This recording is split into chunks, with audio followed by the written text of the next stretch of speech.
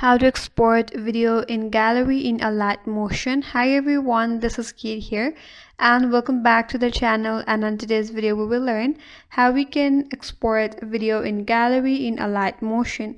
So without further delay, let's get started. First of all, you have to open up Alight motion, open up your project where you have your video edited. Now once you have opened up your project and if you're done editing your video, now you like to export or save this video into your gallery. For that, navigate to top right, tap on this Saint Light icon. That's gonna take you to this interface that says export in here. You will find your available space, your file size. You could select the quality of your video by tapping on the drop down here. Then here you could select all the options as well. Once you're done with that, all you have to do is tap on export and you have to wait for, and then your video will get exported.